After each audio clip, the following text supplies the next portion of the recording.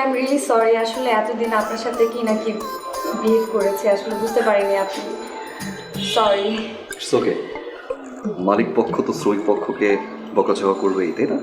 না না, বিষয়টা এমন না।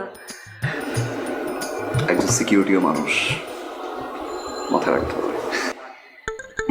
সরি, কিন্তু আমার না একটা কিউরিওসিটি কাজ করছে। মানে দুনিয়াতে এত জব থাকতে আপনি এরকম একটা দারোয়ানের জব কেন বেছে নিলেন?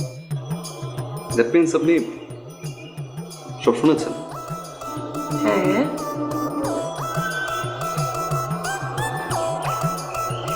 মিথ্যা বলছে হ্যাঁ, তার মানে আপনি অরিজিনালি দারোয়ান? না। হ্যাঁ। অফিস শেষ করে একদিন বাসায় যাচ্ছিলাম, গাড়িটা সিগন্যালে ছিল, আমার গাড়ির পাশেই আরেকটা গাড়ি ছিল। জানালাটা খুলতেই দেখলাম লাল একটা বই। তাকিয়ে থাকলাম, সিগন্যাল ছেড়ে দিল। সাই সাই সাই সাই করে গাড়িটা চলে গেল। আমিও সাই সাই সাই সাই করে ফলো করা শুরু করলাম। বাসা পর্যন্ত আসলাম। দুদিন পর সিকিউরিটি গার্ড।